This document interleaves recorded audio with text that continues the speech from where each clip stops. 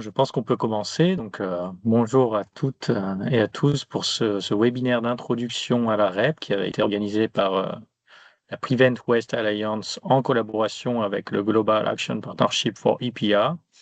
Et le but de ce webinaire va être de pouvoir vous présenter à la fois la REP, mais aussi l'EPR Toolbox qui avait déjà été développé il y a quelques années par la Prevent Waste Alliance. Donc, cette fois-ci avec la version et sa traduction française. Donc l'intérêt, c'est de pouvoir à la fois vous présenter la REP, vous expliquer un petit peu en quoi consiste le Gap for EPR et voir ensuite ce qui peut être possible à ce sujet en ouvrant un certain panel de discussion.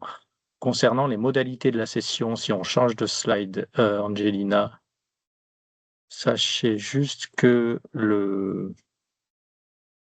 la discussion sera enregistrée. Alors pour l'instant, il vaut mieux rester en sourdine et peut-être taper vos commentaires sur le chat si on a un mais directement. Et lorsqu'on ouvrira les sessions de questions-réponses, on aura un temps dédié pour pouvoir échanger les différentes présentations qui auront été faites.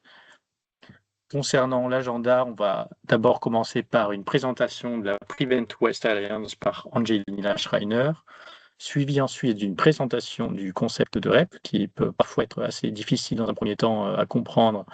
Donc l'occasion sera donnée de vous l'expliquer. Ça sera suivi d'un temps de questions-réponses.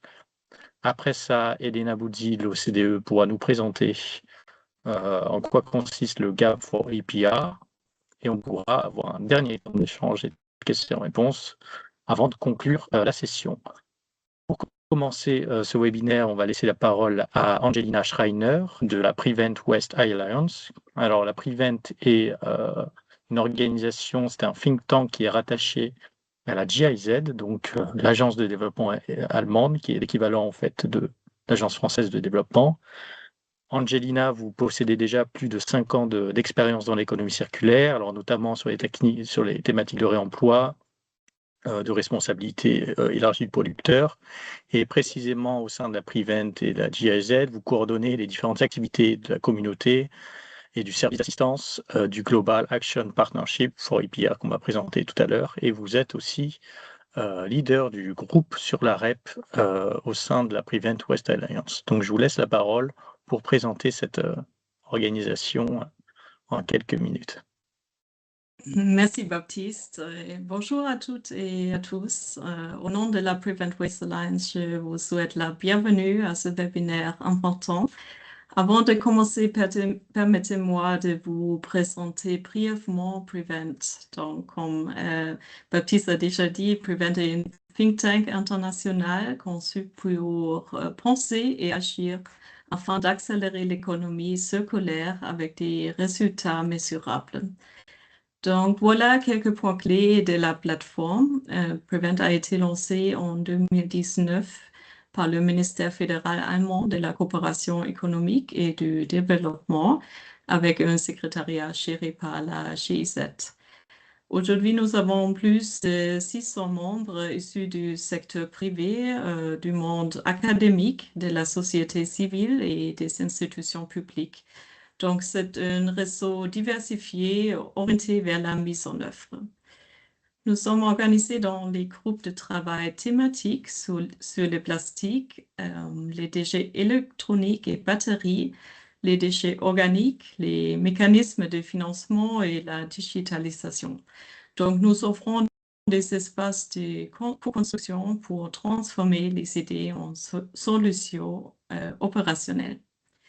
Il y a aussi quelques projets pilotes et programmes d'innovation pour tester, documenter, comparer, puis passer à l'échelle.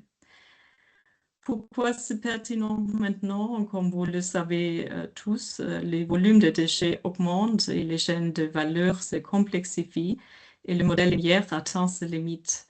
Donc, la réponse efficace exige des coalitions, des échanges de connaissances, des normes utiles et des financements adaptés, et aussi des données comparables. Et Prevent ressemble ces leviers au même endroit. Comment Prevent opère? Les groupes de travail se réunissent régulièrement pour échanger leurs expériences et leurs connaissances pour discuter des solutions et aussi des défis et travailler ensemble à la recherche de solutions. Les groupes de travail produisent des outils pratiques, par exemple la boîte à outils, responsabilité lâchée du producteur, un produit qui existe déjà en plusieurs langues et qui est lancé aujourd'hui en français. Il y a aussi des autres outils pratiques, par exemple un cadre de traçabilité pour déchets électroniques et batteries, des feuilles de route pour la valorisation organique, aussi les mécanismes de financement pour dérisquer l'investissement à l'économie circulaire. Donc, il y a plusieurs bénéfices pour les membres, comme un accès à un réseau international prêt à co-développer des solutions éprouvées, des outils, des références et retours d'expérience pour accélérer la conception et la mise en œuvre. Et il y a aussi un effet de levier. La visibilité des résultats au sein de Prevent attire des partenariats techniques et financiers et facilite le passage du pilote à la mise à l'échelle. Donc, si Prevent vous et votre organisation intéressent, n'hésitez pas à contacter le secrétariat pour obtenir des informations sur l'adhésion. Veuillez toutefois noter que la langue de travail est l'anglais et que la plupart des réunions se déroulent en anglais. Je suis ravie que nous avons pu traduire la boîte à outils REP en français dans ce cadre. Merci à Wassim Chaban et à son équipe pour leur excellente collaboration. Je nous souhaite ainsi qu'à vous un webinaire intéressant sur la responsabilité élargie des producteurs. Merci de votre intérêt. Merci beaucoup Angelina pour cette présentation et je peux confirmer en effet que la Prevent est devenue ces dernières années un petit peu l'organisation de référence un peu sur tous les sujets économie circulaire avec une grosse diversité de membres et un petit peu une couverture exhaustive de tous les sujets qui peuvent concerner les enjeux des déchets. Donc c'est très intéressant de pouvoir y participer. Je laisse la parole désormais à Monsieur Wassim Chaban. Vous êtes un expert international et chercheur dans les politiques d'économie circulaire et de la responsabilité élargie du producteur. Vous travaillez désormais pour l'organisation et le cabinet RISWIP, toujours sur ces sujets, et vous possédez par ailleurs une quinzaine d'années d'expérience sur ces sujets d'économie circulaire dans plusieurs pays, en particulier les pays dits MENA, donc concernant les pays de la zone du Maghreb, de l'Égypte et du Moyen-Orient. Et donc, sur la base de cette expérience et de votre connaissance sur ces sujets, vous allez nous présenter ce qu'est la REP par une introduction à la REP, hein, quinzaine de minutes. Merci Ok, à vous. merci Baptiste pour l'introduction. Bonjour à toutes et à tous. Donc, merci d'être présent aujourd'hui. Ravi d'intervenir devant vous dans le cadre de cette session. Tout d'abord, sur ce diapo, on répond à une question clé. Donc, qu'est-ce que c'est que la REP? Donc, la responsabilité élargie du producteur comme un instrument de politique environnementale. Comme le rappelle l'OCDE, en fait, l'idée, c'est d'étendre les obligations du producteur au-delà de la vente jusqu'aux étapes donc, de fin de vie du produit, donc après la consommation. Donc, concrètement, cela se traduit par deux leviers majeurs, en fait. D'abord, un transfert de responsabilité, disons, physique, économique, totale ou partielle, des municipalités vers les producteurs. Donc, ce sont les metteurs sur le marché, bien évidemment. Et ensuite, la REP crée des incitations à l'éco-conception. Si le producteur supporte donc, les coûts en aval, il a intérêt à concevoir, bien évidemment, des produits plus durables, réparables, recyclables, etc., afin de réduire l'impact environnemental et les coûts de gestion. Next slide, s'il vous plaît. Donc, le principe de base, donc, je vais insister sur un point important, c'est que les principes de base de la REP sont presque les mêmes dans la plupart des pays. D'abord, toute entreprise assujettie, c'est-à-dire tout metteur sur le marché d'un produit emballé, s'acquitte d'une redevance au moment de la mise sur le marché. Ensuite, cette redevance finance l'aval, la collecte, le traitement des déchets, etc. Et bien évidemment, l'idée centrale, c'est que la responsabilité ne repose plus uniquement sur les collectivités, Il incombe aussi aux entreprises d'une façon générale, des producteurs, d'assurer directement ou via un éco-organisme la collecte, le tri, le recyclage, la valorisation, etc. Next slide, s'il vous plaît. Donc, les systèmes REP couvrent surtout les grands flux classiques, de façon générale présents presque partout, emballage, équipements électriques, électroniques, batteries, véhicules, pneus, etc. Des filières plus récentes ou en extension, donc par exemple le textile, cigarettes, équipements de pêche, etc. Et puis, selon les pays, il y a d'autres catégories qui sont en cours donc très variées, produits du quotidien, déchets spécifiques, agriculture, la construction, etc. Car la REP s'élargit progressivement à de nouveaux produits. Et le champion du monde, comme vous le savez, en matière de nombre de filières, c'est la France généralement, mais il y a de nouvelles filières qui se créent de jour. Donc, next slide, s'il vous plaît. Voilà, donc cette diapo montre très clairement que l'accélération mondiale de la REP pour les emballages, donc comme vous voyez à gauche en 2000, en l'année 2000, donc seuls quelques pays avaient déjà mis en place un dispositif REP. À droite, en 2023, on voit une couverture beaucoup plus large.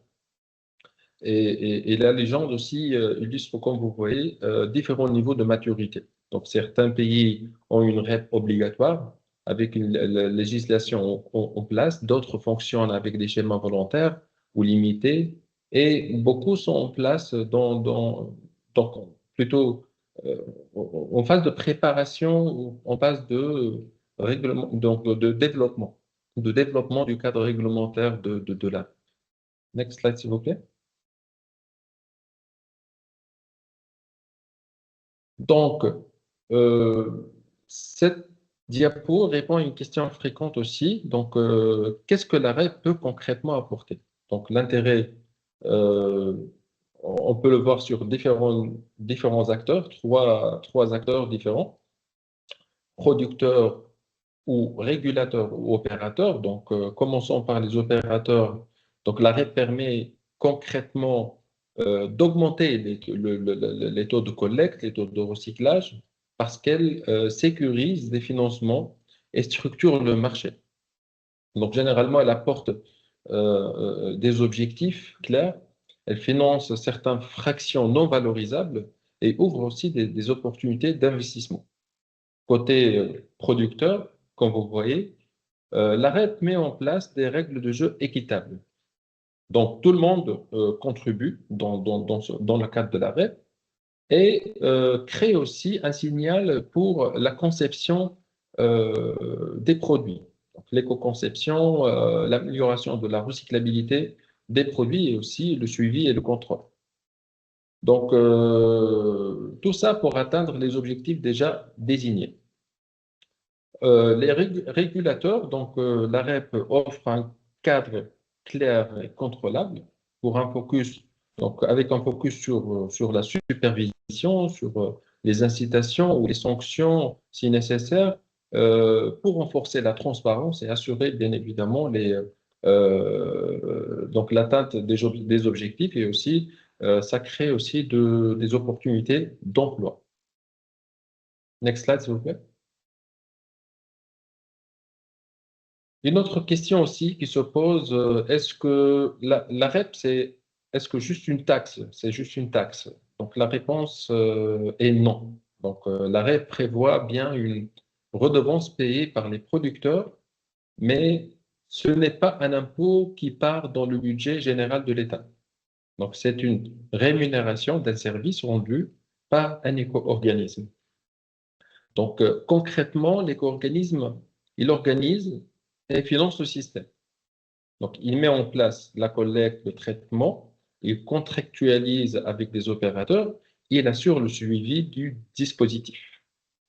La redevance sert aussi à des fonctions indispensables aussi, comme l'accompagnement administratif, la sensibilisation, la recherche et le développement, les audits et les contrôles. Donc, très important aussi de mentionner que les éco-contributions doivent être euh, réparties équitablement entre les producteurs en fonction de leur mise sur le marché. Next slide, s'il vous plaît.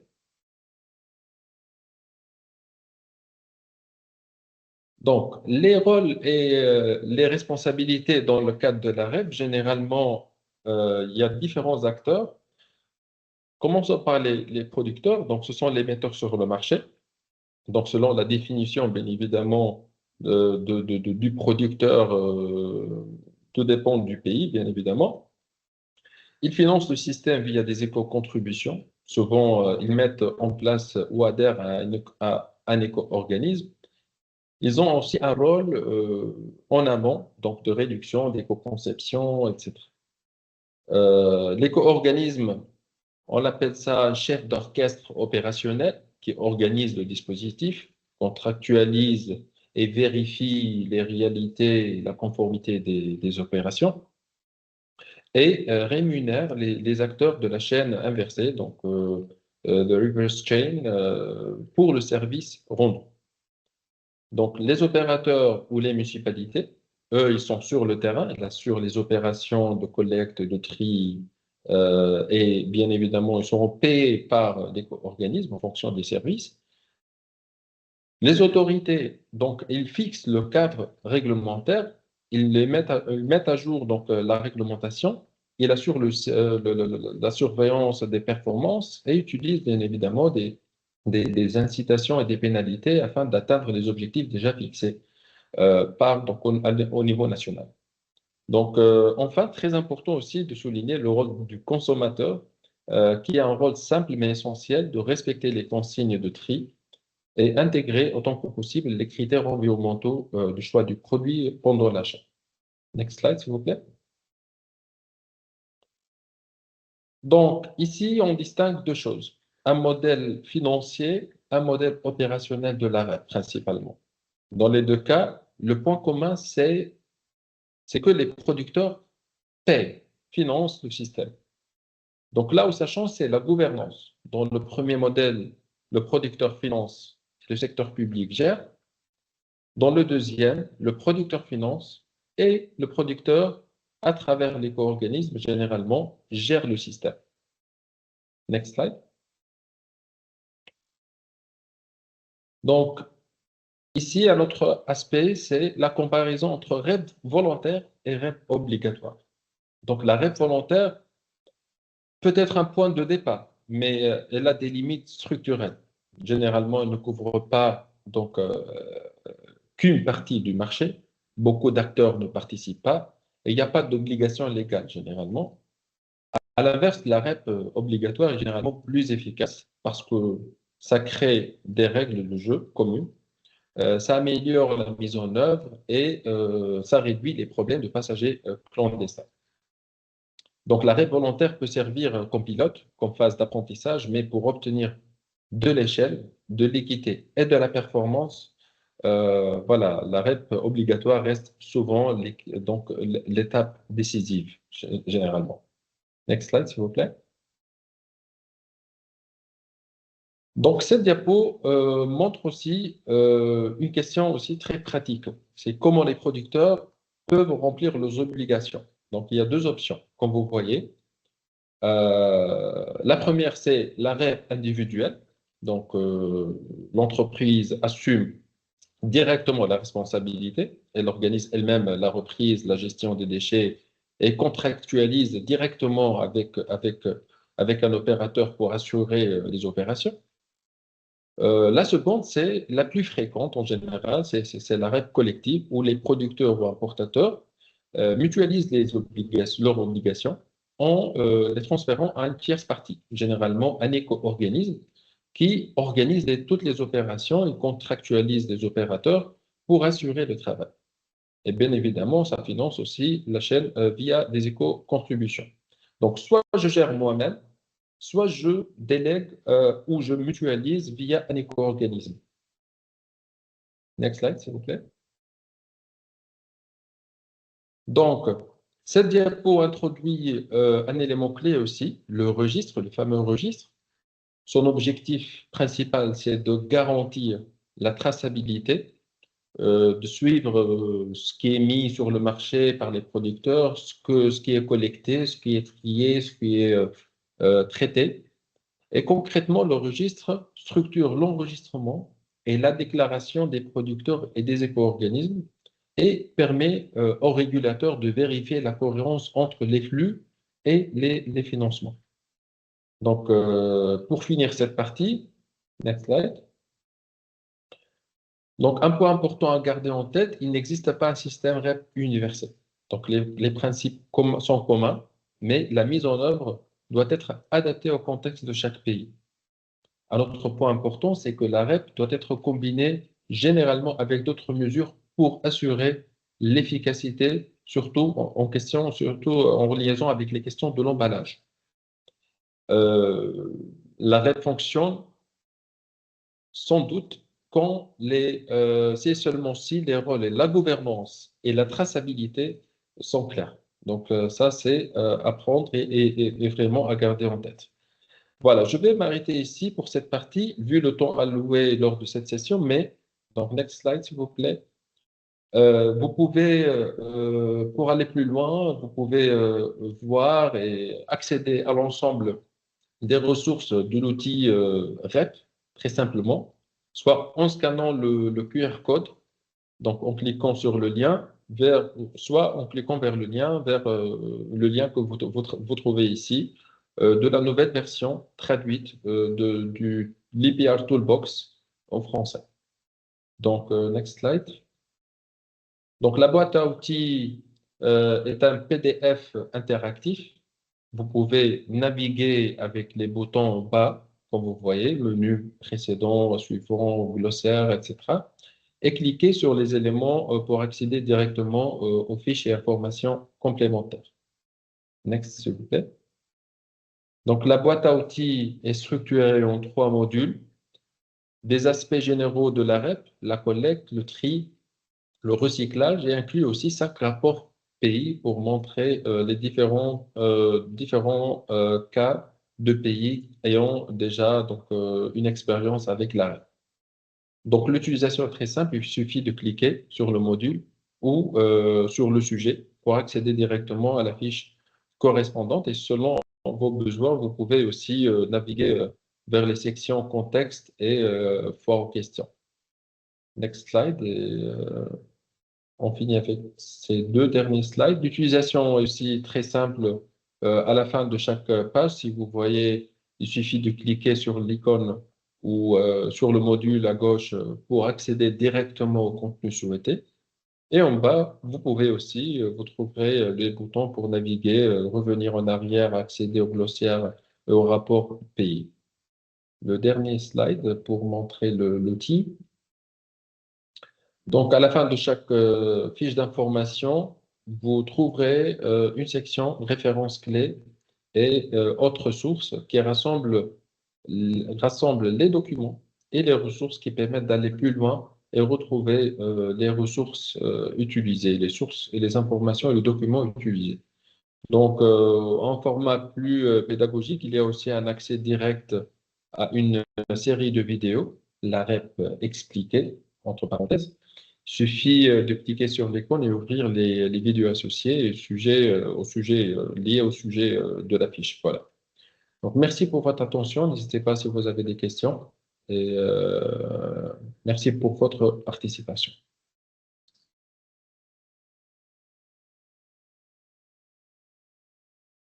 Voilà. Merci beaucoup, Wassim, pour cette présentation. Et effectivement, vous avez balayé un petit peu tous les grands sujets qui sont et les enjeux qui sont liés au développement de la REP, pour bien comprendre dans un premier temps de quoi il s'agit, donc comment on peut la distinguer déjà d'une taxe, qui est une première question qui se pose quand on parle de la REP, et ensuite comment on la structure effectivement. Alors, est-ce qu'il va s'agir d'un modèle volontaire ou obligatoire, comment les entreprises vont potentiellement se mutualiser pour former un éco-organisme, quelles vont être les différentes plus-values d'un éco-organisme et d'un système de REP pour parvenir à une gestion durable des déchets. Donc, il y a beaucoup de questions qui se posent. Effectivement, comme vous l'avez vu, enfin, comme vous le savez peut-être, la REP, c'est un mécanisme au premier abord qui est parfois assez compliqué à expliquer et à présenter, notamment quand il s'agit de la distinguer d'autres outils politiques. Et c'est pour ça que a été créée cette boîte à outils qui est vraiment très complète et très riche et à la fois, surtout, un gros enjeu pour ces sujets-là, qui est très pédagogique. Donc à pouvoir partager et à utiliser à différents niveaux et pour différents types d'opportunités, quoi. On réalise justement la transition avec potentiellement une séquence de questions et de réponses et de discussions. Donc si vous avez des questions particulières sur le sujet de la REP, à poser à Wassim ou alors plus largement, un partage d'expérience, du point de vue de votre propre expérience, de votre organisation sur le sujet de l'économie circulaire ou de la REP dans dans votre propre pays ou dans l'organisation pour laquelle vous travaillez, c'est le moment de le partager et d'en discuter en levant la main et je vois une première main levée, Assim Bondor. S'il vous plaît, Bonjour, salut, ça l'idéal, va? c'est Oui, j'espère que bonjour, vous m'entendez. Assim je de vous l'île entends très bien. Maurice, tout d'abord, j'épaule pour l'instant la firme Cyclos à Maurice, que vous connaissez Oui, certainement, pour la mise en place de la REP Double Triple E.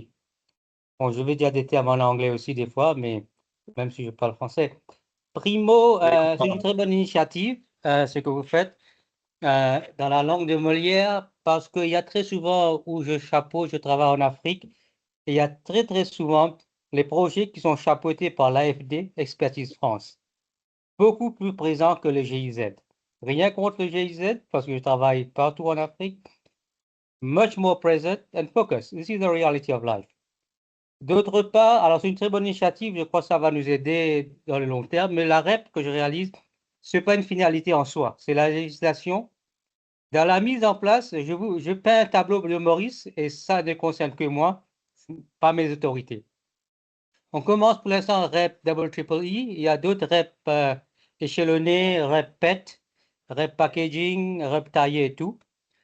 Dans une logique, on discute maintenant, on a évoqué ce qu'on appelle ORP, Producer Responsibility Organization. Ma question primaire, c'est où le bas blesse, c'est le modèle. Multiple PRO, single PRO. Quelle sera la modalité pour l'appointment de PRO, qui n'est pas donné? Est-ce qu'on passe par l'association des... Parce que de toutes les façons, c'est le secteur privé, l'association des opérateurs du privé. Alors, la question primaire, c'est modèle pour un pays comme Maurice ou les autres petits pays, multiple ou single PRO, primo. Deuxième modalité pour appointment avec PRO. Et dans la même logique, il y a toujours un lien avec le clearinghouse. Et je trouve une bonne chose, vous connaissez certainement Minimize de Berlin, Stéphane Delinde.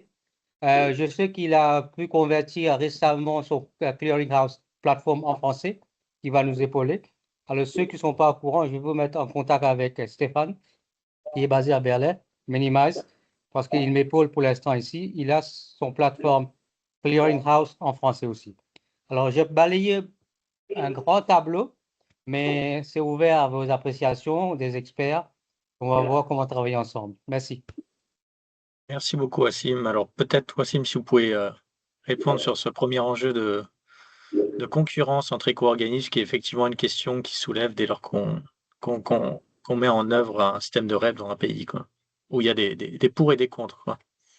Absolument, il y a des pour et des contre, donc il n'y a pas un système universel comme on a mentionné déjà, mais tout dépend du pays, tout dépend du contexte.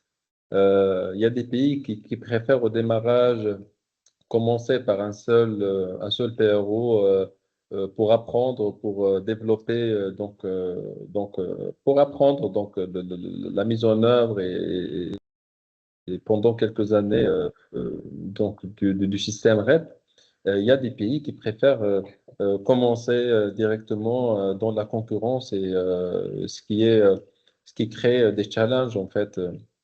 Parce on voit généralement les systèmes de concurrence qui existent en Allemagne ou dans plusieurs pays. Donc, ça nécessite beaucoup de suivi et beaucoup beaucoup de contrôle, etc.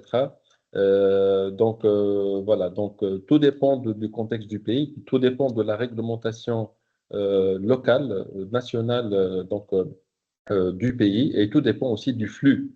Les pays décident s'ils optent vers un seul éco-organisme ou vers la concurrence. Ça peut être donc au démarrage, 2, 3, 4 ans, 5 ans ou plus, avec un seul éco-organisme, et par la suite, les pays décident généralement de passer vers la concurrence qui généralement euh, offre des avantages surtout au niveau des prix offerts au niveau pour le système, disons. Voilà, donc il n'y a pas un système universel. Chaque pays a son propre contexte, et la décision est entre les mains des décideurs et entre les mains bien évidemment, j'insiste sur un aspect, c'est que pour développer les différents aspects qu'on a déjà mentionnés ici, et le point mentionné par notre ami Hassim, il faut avoir une approche participative, il faut faire participer tout le monde et décider sur de bonnes bases pour vraiment, le plus important, c'est pas de rédiger la réglementation, mais le plus important, c'est de mettre en place et assurer la durabilité et assurer l'efficacité de cette filière. Oui, et effectivement, pour prendre l'exemple français de mise en œuvre de la REP, pendant très longtemps, on a eu un système monopolistique, en l'occurrence, pour la REP sur les emballages. Donc, il y avait uniquement Citeo, l'éco-organisme pour lequel je travaille. Et ce système a été ensuite ouvert à la concurrence, ce qui fait qu'il y a désormais 2 éco-organismes dans le système de REP. Et effectivement, il y a toujours un débat sur ce sujet, parce que un système monopolistique va avoir quand même l'avantage de pouvoir réunir un petit peu tous les metteurs en marché, tous les producteurs dans une même organisation, et de mieux activer une démarche collective que si c'était dans un système concurrentiel. En même temps, un système concurrentiel classique aux lois un petit peu de l'économie va permettre à la fois une optimisation de la tarification des prix, et va aussi permettre certaines démarches d'innovation de la part des éco-organismes pour pouvoir se distinguer de leurs concurrents. Donc les débats existent, même si souvent il peut être quand même un peu recommandé dans un premier temps, pour un pays qui n'a jamais connu de système de REP, de pouvoir centraliser ça et coordonner cette première action dans un seul et même éco-organisme. Mais ça relève des spécificités évidemment nationales et locales, quoi.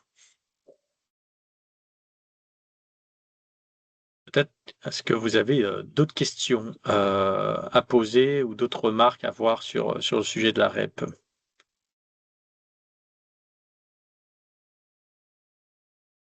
Alors, moi, j'en aurais une en l'occurrence, oui. Oui, excuse-moi.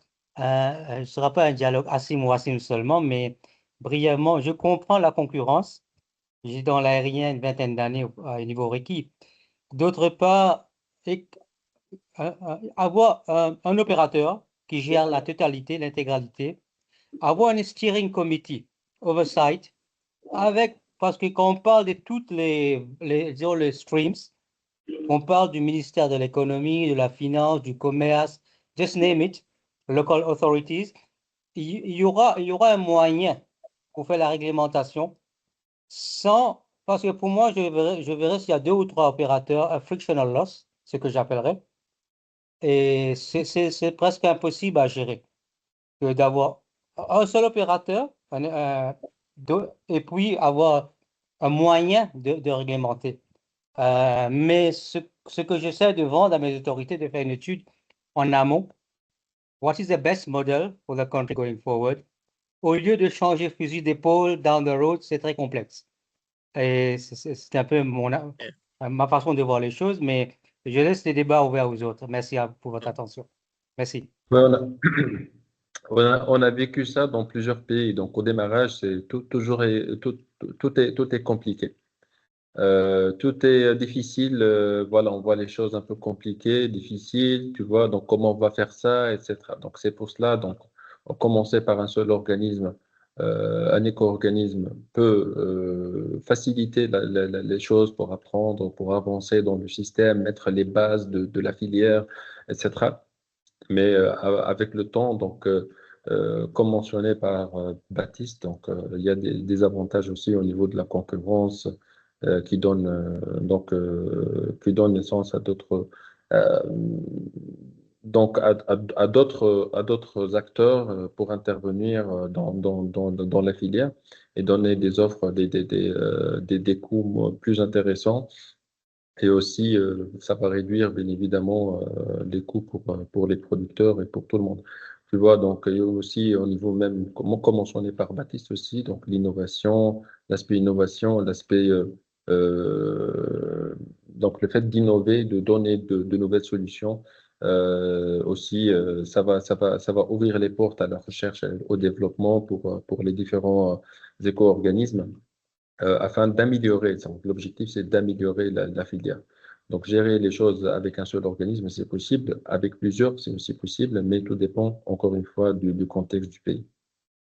Et effectivement, plusieurs éco-organismes, c'est assez complexe, d'autant plus que quand on parle de concurrence, on peut avoir l'impression à un moment qu'on parle d'entreprises classiques en concurrence, alors que là, en l'occurrence, il s'agit d'éco-organismes qui doivent tendre non pas vers un chiffre d'affaires, mais vers des objectifs environnementaux en termes de collecte, de recyclage, qui sont, eux, fixés par l'État et qui suivent un strict cahier des charges et une réglementation. Donc, ça change un petit peu la perspective classique économique de la concurrence. Merci. Absolument. On arrive un petit peu au bout de cette séquence de questions-réponses. Est-ce que un autre participant aurait potentiellement une remarque à ajouter avant de passer au troisième intervenante en l'occurrence? Non. Donc je pense qu'on peut passer à cette dernière partie sur le Global Action Partnership for EPR, qui est l'organisation également de référence sur ces sujets et que va nous présenter Elena Buzzi, qui est analyste de politique environnementale au sein de l'OCDE.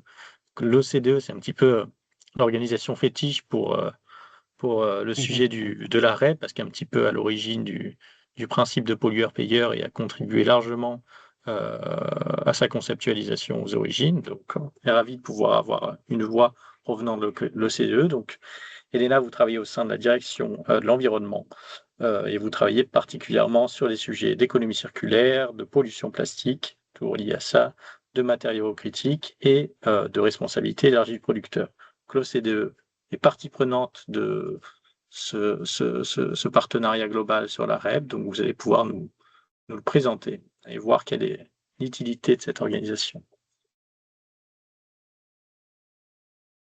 Merci Baptiste, bonjour à toutes et à tous. Malheureusement, j'ai du mal avec ma caméra là, qui marchait tout à l'heure et là, elle Moi, on n'arrive peut très pas à bien vous entendre. l'activer. Ça, c'est très bien.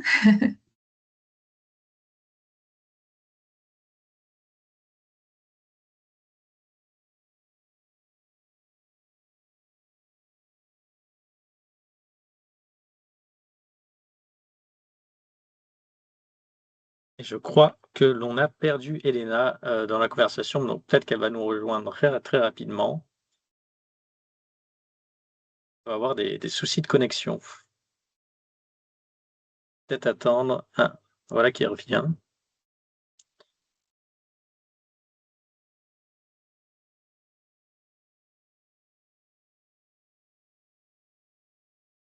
Oui, je suis de retour. Vous êtes de Désolée retour. pour le petit souci, mais j'espère là, ça va marcher. Cette fois-ci, on a le son et l'image, donc c'est parfait. Ok, parfait. Oui, alors, bonjour à toutes et à tous. Vous avez déjà eu une bonne introduction à la REP de Wassim, aussi qu'aux ressources de la boîte à outils fournie par Prevent et la Global Action Partnership for APR. Je voulais juste dépenser quelques mots sur ça, sur le cadre plus large du partenariat global pour la REP ou Global Action Partnership for APR. Donc ça, c'est un partenariat international consacré à la responsabilité élargie des producteurs, les REP. C'est hébergé par Prevent Waste Alliance, et réunit plusieurs organisations, notamment GIZ, WWF, l'OCDE, les programmes des Nations Unies pour l'environnement et avec le soutien aussi de la Fondation Ellen MacArthur. L'idée, c'est de mettre en relation les experts et des praticiens de la REP dans différents contextes et pays pour partager des connaissances, favoriser la collaboration et soutenir en général une meilleure mise en œuvre des systèmes de REP dans le monde. Donc, en passant à la prochaine slide, concrètement, les partenariats s'organisent autour des trois grands axes. Il y a d'abord une bibliothèque de ressources en ligne avec des documents, des guides, des études, des cas spécifiques, des boîtes à outils aussi et d'autres supports sur la REP. Et c'est là, l'idée, c'est de permettre de rendre l'information qui est disponible sur les systèmes REP plus accessible et de construire en général, au final, une compréhension commune sur la REP. Ensuite, deuxièmement, il y a un helpdesk, un soutien technique sur la REP. Ça, c'est une activité très importante du partenariat. C'est donc un appui technique pour accompagner d'un côté les décideurs publics et d'autre côté aussi les acteurs concernés tels que les éco-organismes dans soit la conception, soit la mise en œuvre de la REP. Et l'objectif, c'est vraiment de donner un soutien technique qui est vraiment adapté selon les besoins du contexte spécifique du pays ou de la chaîne de valeur concernée. Et troisièmement, enfin, on essaye aussi de créer une communauté internationale des pratiques avec des événements, des webinaires pour vraiment faciliter les partages d'expériences, des bonnes pratiques et des leçons apprises partout dans le monde dans la mise en œuvre des systèmes REP. Passons à la prochaine slide. Concernant les premiers paliers sur la bibliothèque des ressources, je voulais juste mentionner une publication importante du partenariat pour la REP qui a été publiée en 2024, qui est intitulée La responsabilité élargie des producteurs, notions de base et principes clés. Cette publication propose une vue d'ensemble claire de la REP, de ses usages, de son potentiel et des principes clés pour une mise en œuvre réussie. Et une partie des éléments présentés tout à l'heure par Wassim, notamment les notions de base et certaines questions fréquemment posées, et ils sont également traités. Et les documents abordent aussi plusieurs principes importants pour la mise en œuvre, par exemple la définition claire des responsabilités, la fixation d'objectifs, la consultation des parties prenantes, la transparence, la capacité des pouvoirs publics pour la mise en œuvre des REP, la concurrence, les sujets tout à l'heure repris dans la discussion, et l'intégration du secteur informel. Donc, je vous encourage à scanner les codes pour consulter la publication et aussi en général à visiter les sites du partenariat, du Gap4APR, où vous trouverez cette ressource, la boîte à outils et d'autres documents utiles, surtout en anglais, mais il y a aussi pas mal de ressources en français aussi. Et avec ça, je vous remercie et je reste à votre disposition s'il y a des questions.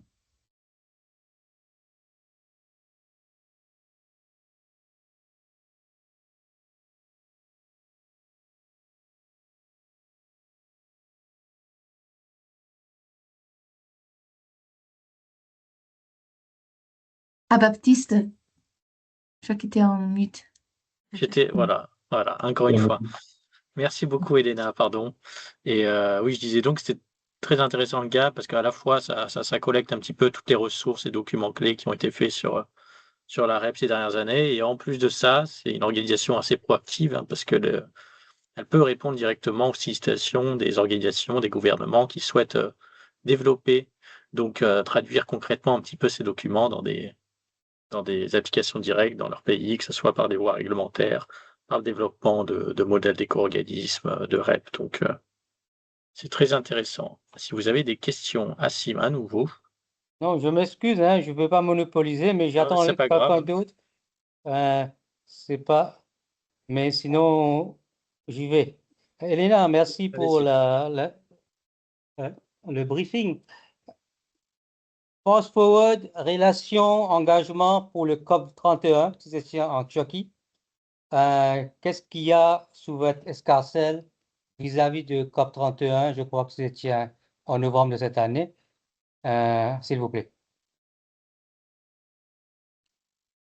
Alors, Je sais, c'est du pas coup, technique, c'est plus policy, mais this is the opportunity.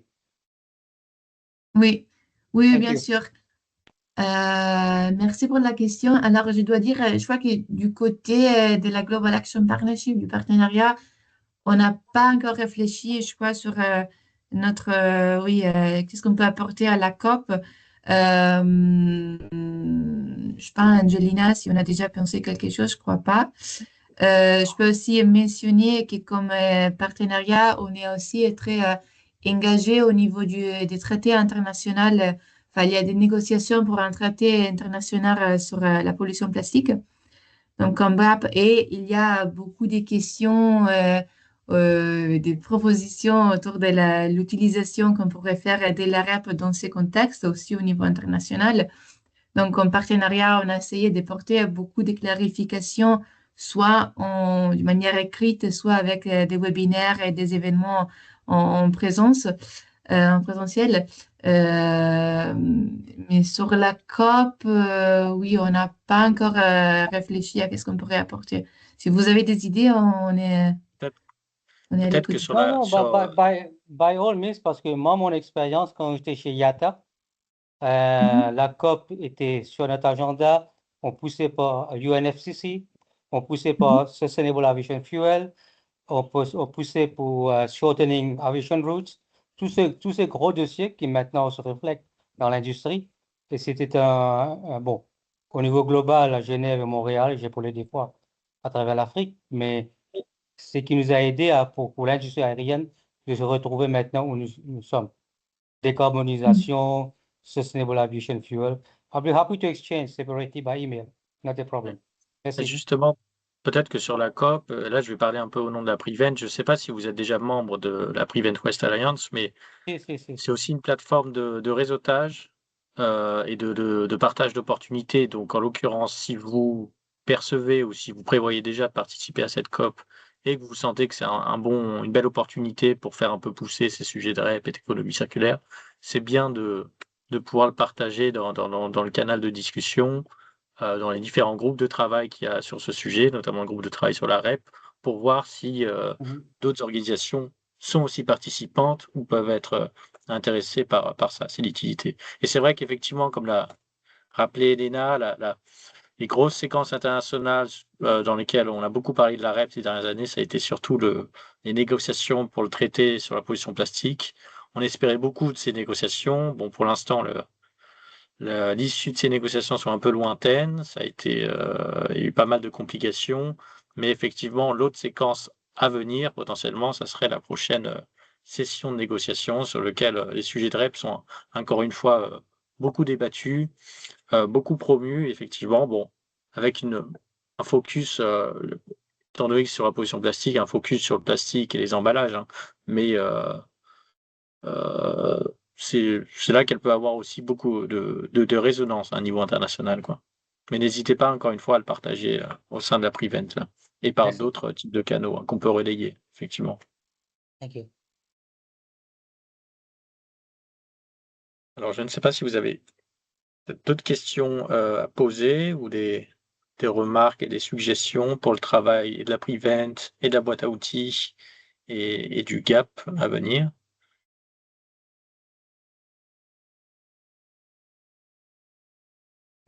Oui, Wassim, Oui, je vous laisse la merci. parole, El Abbassi. Dernière question de ma part. Tri à la source. S'il Oui. n'y a pas un mécanisme de tri à la source Ah, en voilà, amont, donc, c'est difficile de mettre en œuvre n'importe quelle Effectivement, filière REP. Votre appréciation, effectivement. s'il vous plaît.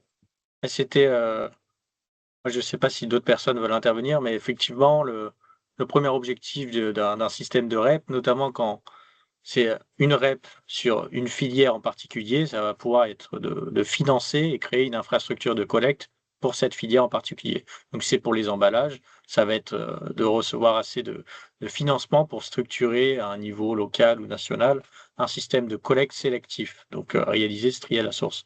Et après, il y a effectivement aussi le tri à la source réalisé par les citoyens et les consommateurs, dès lors qu'ils doivent choisir de trier entre différentes poubelles. Et c'est aussi quelque chose qui doit être supporté par les éco-organismes et par les politiques de REP. Tout à fait. C'est pour cela qu'on crée différentes filières pour différents flux. Donc, chaque filière s'occupe des opérations de tri, de collecte, etc., spécifiques au flux, à la manière dont on gère le flux. Donc, en se basant sur une discussion entre tous les acteurs, donc il faut se baser sur la filière, donc pour développer donc la réglementation spécifique, la réglementation de la responsabilité du producteur spécifique à la filière X, et par la suite, donc on parle de tri sélectif. Donc pas le contraire, à mon avis.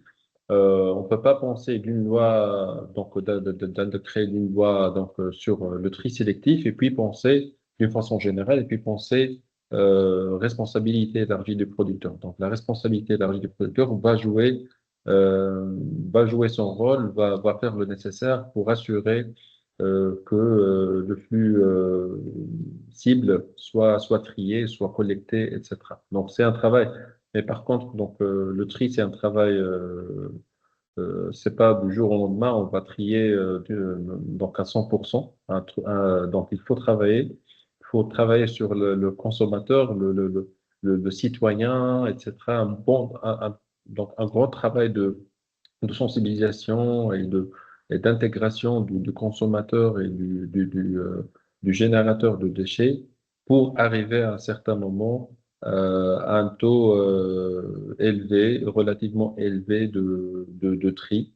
Donc, pour assurer par la suite le recyclage, la valorisation, etc. Mais avant de penser aussi, donc c'est la base de la réduction des déchets en fait. Donc, l'idée c'est de penser par la suite. Donc, le fait de développer un bon tri, ça va donner des produits propres pour être recyclés par la suite, et ce qui va augmenter automatiquement le taux de recyclage. Et c'est à travers la REP qu'on peut réaliser tout ça. La REP supportée par d'autres mesures et d'autres mécanismes. Merci. Voici, monsieur Alabassi, vous avez une question. Oui, merci infiniment. C'est très intéressant. Je me permets de me présenter. Mohamed El Abbassi, je suis entrepreneur, vice-président de Engage, où nous accompagnons plusieurs multinationales sur ces sujets, mais je suis aussi entrepreneur et ingénieur pour avoir mis en place la première unité de dépolymérisation au Maroc. Et je travaille au sein des Ponts et Chaussées en tant que doctorant sur la modélisation dynamique de la circularité. J'ai deux, trois remarques concernant la REP, qui est un concept intéressant, séduisant sur le papier, mais on sent chez l'ensemble des intervenants que ça reste un sujet relativement complexe dans sa mise en œuvre.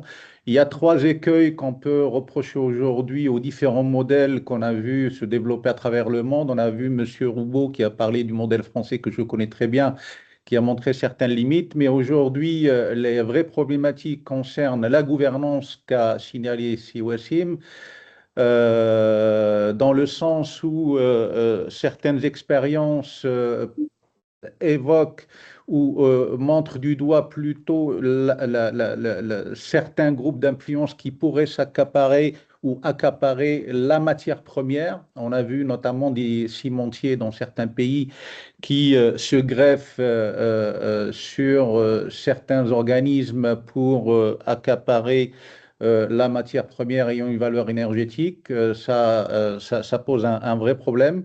Ça pose aussi des problèmes lorsque les flux ne sont pas traçables, traquables de manière structurée, rationnelle, où on a vu des flux financiers notamment aller financer des groupes locaux d'influence ou des groupes politiques de manière détournée. On a vu aussi la REP, on a parlé aussi de la redevance. C'est discutable, il faut trouver bien évidemment un moyen de financement, mais la redevance pose un problème je dirais, de propriété du déchet. À quel moment il y a un transfert de propriété de déchets et aussi à quel moment l'industriel qui a produit l'emballage récupère une certaine valeur ajoutée qui doit l'intégrer comme rétroaction dans la prévention de la production d'emballage en amont. C'est-à-dire que la REP ne doit pas jouer seulement un rôle de collecte et de tri, mais il doit aussi pouvoir générer une vraie valeur ajoutée pour les industriels en termes d'accompagnement, d'information, mais aussi de recherche et de développement pour la circularité de l'ensemble de l'écosystème. Et il y a aussi un dernier élément fondamental sur lequel je travaille et je connais très bien, notamment en ce qui concerne la dépolymérisation et donc l'aspect technologique. Il y a aussi aujourd'hui des barrières technologiques importantes sur certains déchets qui ne permettent pas le fonctionnement des différentes formes de REP tel qu'on le souhaiterait. Il y a des déchets qu'on peut récupérer, traiter, valoriser. Il y a d'autres déchets, malheureusement aujourd'hui, à l'état actuel de la technologie, on ne peut pas faire. Donc voilà aujourd'hui un petit peu les limites de mon côté de chercheur, mais aussi d'opérationnel, investisseur et entrepreneur que je vois sur le terrain. Merci infiniment. Merci beaucoup, Wassim. Peut-être que vous avez quelques remarques sur lesquelles répondre. Non, absolument, absolument. Donc, du point de vue recherche, absolument, il y a différents challenges pour le développement de la REP. Tout dépend du flux, tout dépend de la filière, bien évidemment. Il y a des filières là où il n'y a pas d'obstacle il n'y a pas d'obstacle de traitement, de valorisation. Il y a des filières là où la technologie n'est pas vraiment bien avancée pour parler de tout traiter, donc de traiter tout type de déchets. Mais la REP aussi peut financer d'autres opérations pour une période bien définie. Donc dans l'attente du développement de la technologie et de trouver une solution. Là, il y a des solutions donc technologiques qu'on peut pas développer, par exemple, dans un pays là où le gisement est faible. Donc, il y a le concept de centralisation des unités de traitement entre 3 ou 4 pays pour assurer une unité donc centrale et assurer bien sûr le traitement dans un pays voisin. Et ça, ça dépend aussi de la réglementation en vigueur, ça dépend de plusieurs détails qu'il faut bien évidemment définir dans la réglementation donc de la responsabilité élargie des producteurs dans les pays. Voilà. Merci beaucoup. Et effectivement, j'ajouterais que si la REP a certaines limites et fait face à différents obstacles et challenges, c'est aussi un outil qui a su et qui sait encore, je pense, évoluer et s'adapter pour se prémunir à la fois de conflits d'intérêts ou d'enjeux techniques qui pourraient compromettre sa bonne évolution et son bon succès, quoi. Je crois qu'on est arrivé au bout de ce webinaire. Il est déjà midi, en heure française en tout cas.